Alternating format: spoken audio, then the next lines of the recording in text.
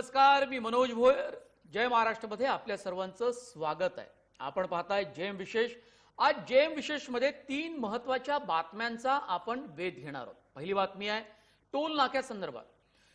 नेहमीची टोल नाक्यांवर होणारी गर्दी आणि वाहतुकींचा खोळंबा यामुळे आधीच त्रासलेल्या सर्व या प्रवाशांना दिलासा देण्याचा प्रयत्न केंद्रीय मंत्री नितीन गडकरी यांनी घेतलाय. नितीन गडकरी यांनी हा निर्णय घेतलाय. नितीन गडकरी यांनी टोल नाक्यापासून मुक्ती देण्याचा प्रयत्न प्रवाशांसाठी केलाय. दुसरी महत्त्वाची बातमी आहे ही नाशिकच्या ग्रीनफील्ड संदर्भातली. ही अत्यंत महत्त्वाची बातमी आहे कारण शेतकऱ्यांना यामुळे मोठाच दिलासा मिळालाय. 750 एकरावरील औरंगाबाद नाशिक जिल्ह्यातल्या मखमलाबाद इथं हा ग्रीनफील्ड प्रोजेक्ट उभा राहतोय. मात्र शेतकऱ्यांच्या वेदना आणि त्यांच्या समस्या जाणून उच्च न्यायालयानं या प्रकल्पाला स्थगिती दिली आहे. तिसरी महत्त्वाची बातमी आहे की जोडप्यांमध्ये प्री वेडिंग शूट हा अत्यंत लोकप्रिय आणि धमाल प्रकार आहे.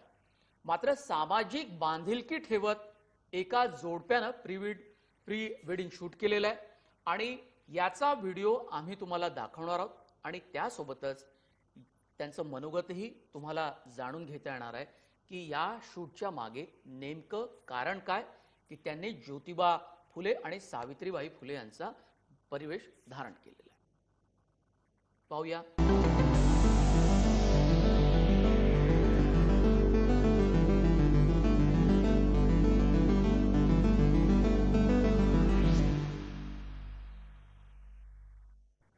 नाशिकच्या ग्रीनफील्ड प्रकल्पाला उच्च न्यायालयानं स्थगिती दिली आहे.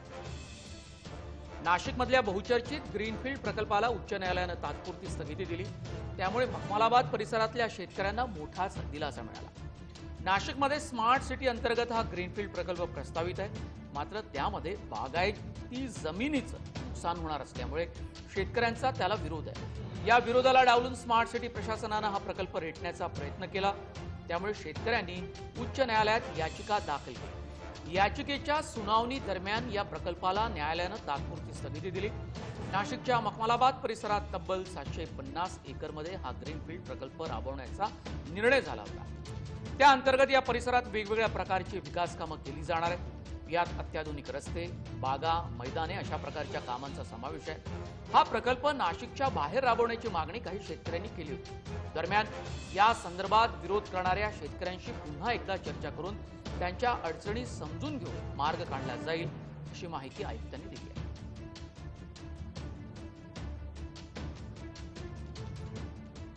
भूधारक शेतकरी असून माझी उदरनिर्वाहाचं कारण तेवढंच शेती किंवा यांची माझी वडिलोपार्जित शेती आहे आणि हे जर याच्यावर ग्रीनफील्ड योजना जर झाली तर आमचं सर्व कुटुंब देशोधडीला लागेल. आणि 703 एकर जागा ते आजपर्यंत बागायत आहे. नाशिक या सिटीमध्ये स्मार्ट सिटी हा प्रकल्प राबवित असताना आमचा या सिटीसाठी पूर्ण विरोध आहे. तसेच आमचे उपजीविकेचे साधन शेती हेच असून इथे स्मार्ट सिटी झाल्यास आम्ही उपजीविका करणार कशी, आम्ही कुटुंबाचा उदरनिर्वाह कसं काय करणार, याबाबत आमचा स्मार्ट सिटी करण्यासाठी तीव्र विरोध आहे. अंगणवाडी पंचवटी येथील शेतकरी आहोत. या स्मार्ट सिटीसाठी माझा पूर्ण विरोध आहे. आम्हाला दुसरं शेतीशिवाय पर्याय नाही आहे. हे स्मार्ट सिटीचा जो हे आहे कॅन्सल करून टाकावा एवढंच आमचं मत आहे. पुढची तारीख जी आहे ती फेब्रुवारीमध्ये दिलेली 9 तारखेला आणि तोपर्यंत कोर्सिव्ह ॲक्शन घेऊ नये. कोर्सिव्ह ॲक्शन आता ती डिटेल ऑर्डर मी प्राप्त करून घेण्यास सांगितलेलं आहे. कोर्सिव्ह ॲक्शन म्हणजे जागा ताब्यात घेणे किंवा शेतकऱ्यांना डिस्पजेस करणे, तर तशा स्वरूपाच्या ॲक्शन घेण्याची ही स्टेजच नाही आहे. त्यामुळे कुठली तशी ॲक्शन घेतली जाणार नाही. जागा बदलण्याचा सध्या तरी काही विचार नाही आहे कारण त्या संबंधीचा आता हा गेल्या 2-3 वर्षापासून हा प्रोजेक्ट आपण सुरू केलेला आहे. आणि खरं म्हणजे प्रायमरी जी माझी माहिती आहे त्यानुसार हा शेतकऱ्याचा सुद्धा आणि जनतेचा सुद्धा दोघांच्या फायद्याचा हा प्रोजेक्ट आहे.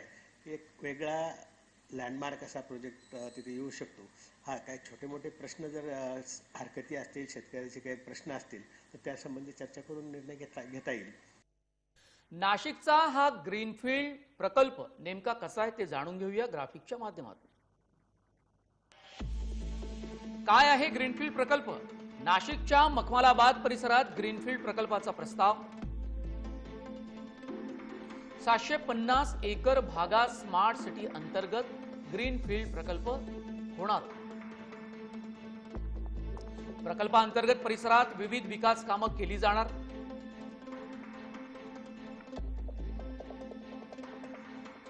विकास कामांमध्ये प्रशस्त रस्ते, मोठी संकुलं, रुग्णालय, बागा, मॉल यांचा समावेश. सुरुवातीपासून शेतकऱ्यांचा ग्रीनफील्ड प्रकल्पाला विरोध होता, कारण त्यांच्या जमिनी या जाणार होत्या.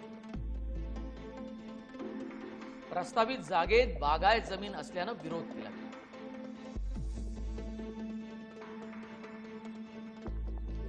ग्रीनफील्ड प्रकल्प दुसरीकडे नेण्याची शेतकऱ्यांची मागणी. प्रशासनानं प्रकल्प रेटण्याचा प्रयत्न केल्यानंतर शेतकरी उच्च न्यायालयात गेले.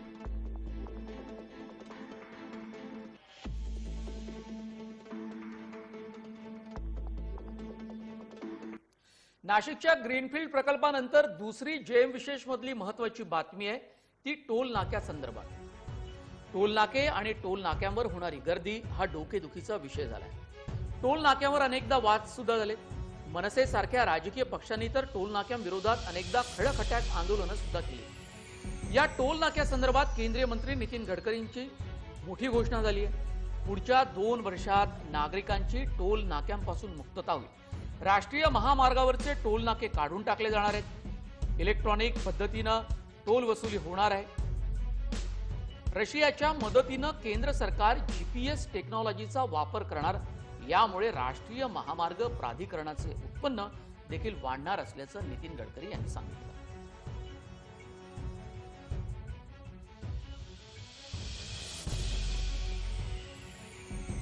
के सहयोग से जीपीएस सिस्टम को हमने स्वीकारा है और 2 साल के अंदर हिंदुस्तान टोल मुक्त हो जाएगा. टोल मुक्त यानी टोल नाका मुक्त. टोल देना पड़ेगा. जीपीएस से ही ट्रक का, बस का डायरेक्ट निकालकर कहां से गए और कहां निकले उतना उनके बैंक अकाउंट से खत्म होगा.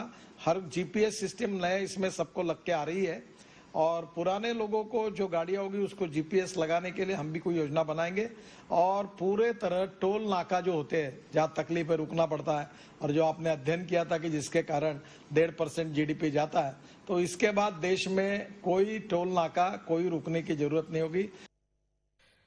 केंद्रीय मंत्र्यांनी टोल नाक्याची घोषणा एकीकडे केली तर दुसरी यातून लोकांना दिलासा मिळणार नाही तर त्यांची डोकेदुखी वाढणार असल्याची प्रतिक्रिया टोल अभ्यासकांनी व्यक्त केली आहे. केंद्रीय मंत्र्यांनी टोल नाके मुक्तीची घोषणा केली तरी नेमका यातून प्रवाशांना दिलासा मिळणार नाही अशा प्रकारचं मत सुद्धा अभ्यासकांनी व्यक्त केलं.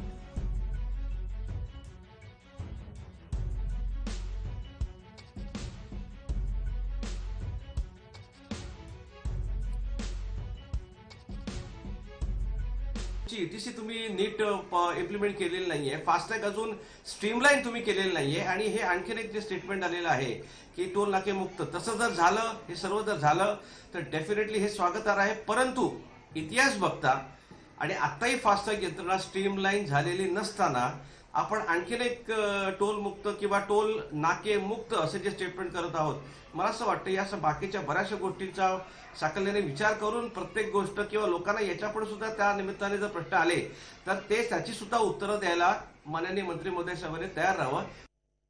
टोल नाक्यांवरची गर्दी आणि वाहतुकांच्या वाहनांच्या लांबच लांब रांगा या सर्वसामान्य प्रवाशांसाठी डोकेदुखी ठरल्या आहेत. टोल नाक्यांपासून मुक्ती मिळणार असली तरी नागरिकांना टोल मात्र भरावाच लागणार आहे. मात्र टोल नाक्यांवरची गर्दी आणि रांगा कमी होणार असल्यामुळे त्यांनी आनंद व्यक्त केला आहे.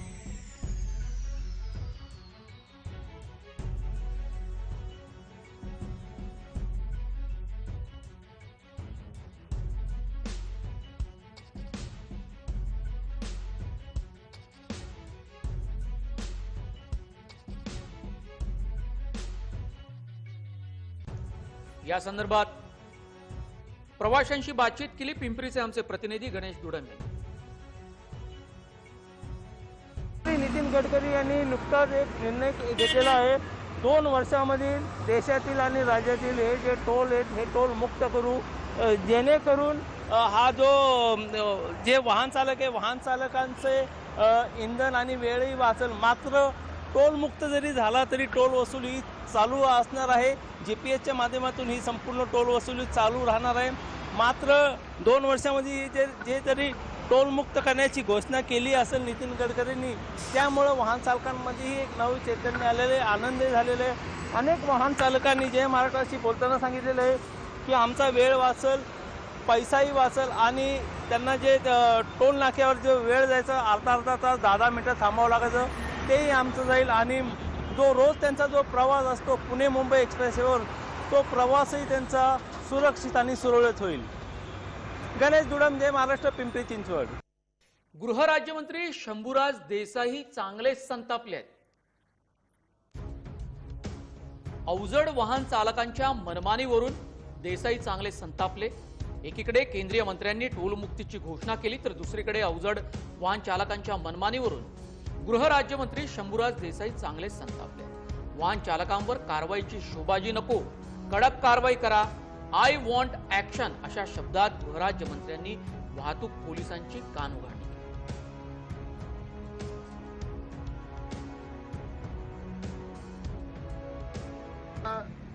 नाहक त्रास देण्यासाठी ही मोहीम नाही, परंतु जे सर्वसामान्य वाहन चालक आहेत जे सर्व नियमांचं काटेकोरपणे पालन करून आपली वाहनं चालवतात, अशा वाहन चालकांना, अशा बेजबाबदार वाहन चालवणाऱ्या चालकांमुळं त्रास होतो आणि ते अपघाताला कारणीभूत ठरतात. शेवटी वाहनातनं प्रवास करणाऱ्या प्रवाशांचा जीव महत्त्वाचा आहे आणि हे अपघातांचं प्रमाण कमी करण्यासाठीची ही मोहीम आहे. पुणे मुंबई द्रुतगती मार्गावर सुद्धा वाहतूक पोलिसांनी या सगळ्या वाहनांवरती कारवाई केली आहे. गृहराज्यमंत्र्यांच्या आदेशानंतर पुणे मुंबई द्रुतगती मार्गावर वाहतूक पोलीस सतर्क झाले. पुणे मुंबई द्रुतगती मार्गावरील उर्से टोल नाक्यावर वाहतूक पोलिसांची कारवाई. त्यांनी मुजोर अवजड वाहन चालकांवर कारवाई केली.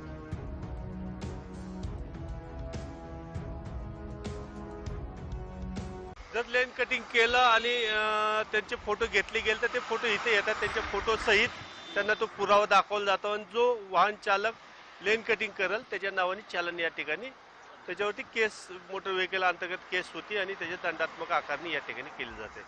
महत्त्वाचा हेतू आहे की अपघात टाळणे आणि वाहतूक कोंडी जी एक्सप्रेसवेला होती ते टाळणे. वेळ झाली एका छोट्या ब्रेकची. आपण पाहत रहा जेएम विशेष.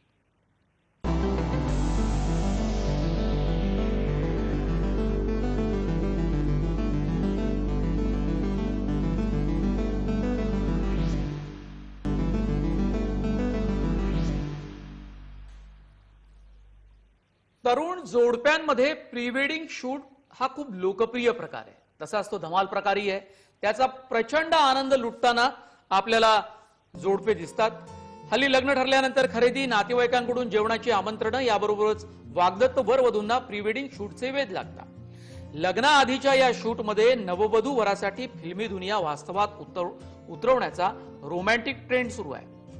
याच ट्रेंडचं अनुकरण करतानाच त्यात वेगळेपण आणण्याचा प्रयत्न केलाय जळगाव जिल्ह्यातल्या पिंपळगाव हरेश्वर इथल्या श्वेता पाटील आणि मंगेश लोहार यांनी. त्यासाठी त्यांनी निवड केली आहे सावित्रीबाई आणि ज्योतिबा फुले या आदर्श जोडप्याची.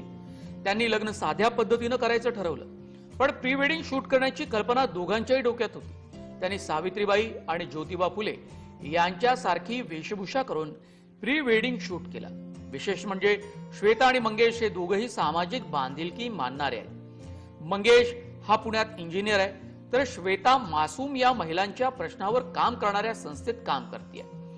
कमी खर्चात साध्या पद्धतीनं लग्न करायचंय म्हणून ते येत्या 24 डिसेंबरला साने गुरुजी जयंतीच्या शुभ मुहूर्तावर कोर्टात लग्न करणार आहे. आदर्श मूल्य, एकमेकांप्रतीचा, समाजाप्रतीचा आदर्श डोळ्यासमोर ठेवून जगण्याचा प्रयत्न या दोघांनीही करण्याचा निश्चय केलाय.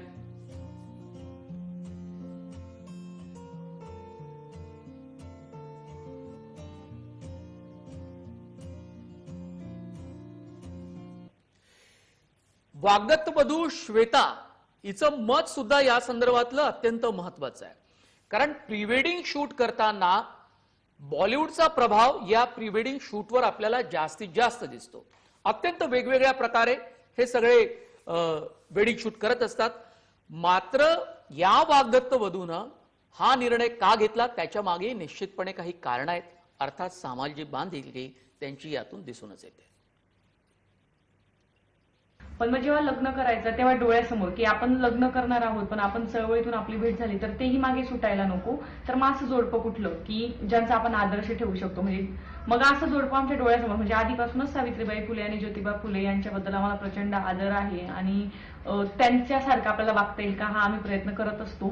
तर त्यांनी म्हणजे स्वतःच्या वैयक्तिक आयुष्यात एकमेकावर प्रेम करत, एकमेकाला स्पेस देत, एकमेकांचं स्वातंत्र्य मान्य करत, एकमेकाला आदर देत त्यांची सामाजिक लढाई पण लढली. आणि तसं काहीतरी करायचा आमचा म्हणजे जेव्हा आम्ही आमचं आयुष्य सुरू करायचं म्हणतो सोबत तेव्हा तसं काहीतरी वागायची आमची इच्छा आहे. ते कितपत शक्य होईल माहित नाही, पण तसं आम्ही करू असं आम्हाला वाटतं. आणि म्हणून मग जेव्हा आम्ही कोर्ट मॅरेज करणार आहोत तर काही समारंभ किंवा फोटोशूट असं काही नसेल. आणि मग लग्नाच्या आधी आपण का फोटो काढू नयेत, पण प्री वेडिंग शूट ही कन्सेप्ट मग आली. आणि मग प्री वेडिंग शूट म्हणजे ज्या लोकांचा आपण आदर्श घेतो त्यांच्याच पेहरावात फोटो काढू असं आम्ही ठरवलं आणि आम्ही ते काढले. ते काढताना पण डोक्यात होतं की लोक म्हणजे आपण इतक्या मोठ्या लोकांचं पेहराव करून फोटो काढतोय तर जबाबदारी वाढेल वगैरे वगैरे. तर खूप विचार करून की असं आपल्याला वागता येत असेल तर आपण तसे फोटो काढू, निदान प्रयत्न तरी करू. आणि म्हणून फोटो काढले.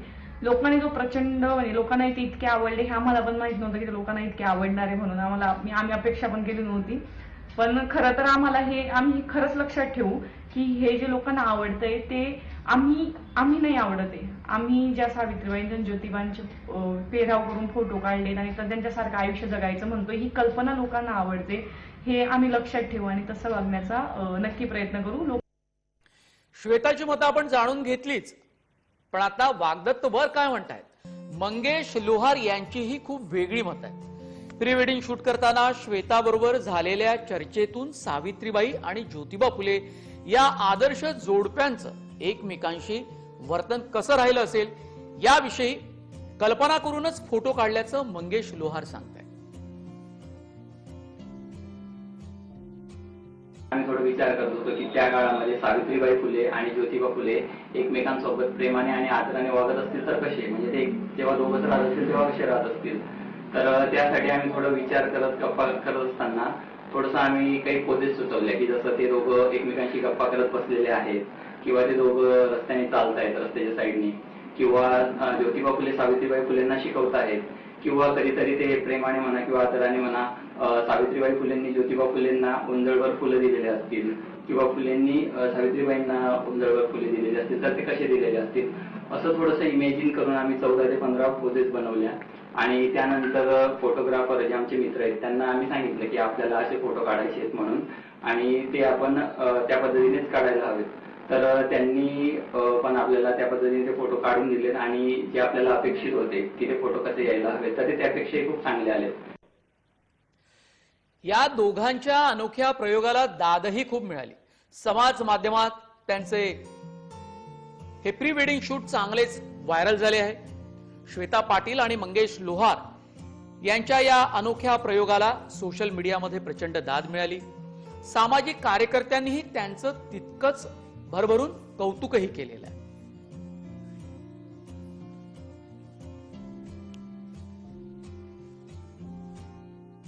त्यांनी हा जो संपूर्ण प्री वेडिंगचा जो अनोखा प्रकार केलेला आहे तो इतर सर्व दाम्पत्यांपेक्षा वेगळा असं मला वाटतं. एरवी अत्यंत व्यक्तिगत स्वरूपात स्वतःचे फोटो, भेटीगाठींचे फोटो असे टाकून प्री वेडिंग केलं जातं किंवा सिनेमासृष्टीतल्या नटनट्यांच्या नकला बरेचदा त्याच्यामध्ये केल्या जातात आणि त्याच्यामध्ये एक स्वतःला एक्सपोज करणं आणि ह्या खूप गोष्टी असतात. या दोघांचं अभिनंदन याच्यासाठी श्वेता आणि मंगेशचं की त्यांनी पहिली गोष्ट हे याच्यातून ते स्पष्ट करतायत की लग्न ही एका पातळीवर खाजगी गोष्ट असली तरी ती ऍट द सेम टाइम ती सार्वजनिक सुद्धा आहे, ती समूहाशी संबंधित आहे. आणि म्हणून आम्ही इथून पुढचं सहजीवन कशा पद्धतीनं व्यतीत करू हा संदेश कदाचित त्यांना द्यायचा आहे. त्याबद्दल त्यांचं अभिनंदन. आपल्या देशामधलं सत्यशोधक सहजीवन जगवून दाखवणारं, एकमेकांचा आदर करत एकमेकांना कामात सोबत करत खऱ्या अर्थानं स्त्री पुरुषांचं नातं कसं असलं पाहिजे याचं एक प्रारूप हे सत्यशोधक चळवळीच्या निमित्तानं सावित्री ज्योतींच्या रूपामध्ये आपल्याला मिळालेला आहे. आणि तो आदर्श ठेवून हे कुटुंब आता कुटुंब बनू पाहतायत, सहजीवनाकडे वाटचाल करतायत. ही गोष्ट मला विशेष वाटते. जेम विशेषमध्ये 3 महत्वाच्या बातम्यांचा आपण आढावा घेतलाय. पण जाता जाता जेम विशेषमध्ये एक बॉलिवूड मधली बातमी. नेहा कक्कर सध्या चांगलीच चर्चेत आली आहे. बॉलिवूडची गायिका नेहा कक्करनं तिच्या चाहत्यांना एक सुखद धक्का दिलाय. नेहा लवकरच आई होणार आहे आणि नेहानं तिच्या इंस्टाग्राम अकाउंटवर रोहनप्रीत सिंग सोबतचा एक रोमॅन्टिक फोटो शेअर केला. यात ती आपल्या बेबी बम प्लांट करताना दिसते. या फोटोमध्ये नेहानं निळ्या रंगाची डेनिमची डंगरी घातलेली दिसते. नेहानं कॅप्शन मध्ये लिहिले की ख्याल रखा कर. नेहाच्या चाहत्यांना तिच्या गरोदर असण्यावर विश्वास बसत नव्हता. अनेक युजर्सनी ती गरोदर असण्यावर प्रश्न उपस्थित केले. नेहा कक्करनं 2 महिन्यांपूर्वी रोहनप्रीतशी लग्न केलं. अशात फक्त तिच्या चाहत्यांसाठीच नाही तर सर्वांसाठी ही बातमी थोडी धक्कादायक ठरते आहे. अनेक मीम्स समाज माध्यमामध्ये व्हायरल होत आहेत तिच्या या गरोदरपणाबद्दल. नेहानं 24 ऑक्टोबरला रोहनप्रीतशी लग्न केलं. नेहानं रोहनप्रीत सोबतच्या प्रेमाचा स्वीकार, ते लग्नाचा निर्णय या सर्वांची घोषणा सोशल मीडियावरच केली होती. रोहनप्रीत आणि ती नात्यात असण्याला जेव्हा नेहानं सांगितलं त्याच्या काही दिवसानंतरच नेहानं लग्न केलं. नेहा आणि रोहनप्रीतच्या लग्नाचे अनेक फोटो आणि व्हिडिओ सोशल मीडियावर व्हायरलही झाले. लग्नानंतर दोघंही हनीमूनसाठी दुबईला गेले होते. दुबईवरूनही दोघांनी चाहत्यांसाठी अनेक फोटो आणि व्हिडिओ शेअर केले. नेहा कक्करच्या रिलेशनशिप पासून ते लग्नापर्यंत आणि हनीमून पर्यंत साऱ्याच गोष्टींची चर्चा झाली. आता तिची गरोदर असण्याची बातमीही बी टाउन मध्ये चर्चेचा विषय ठरली.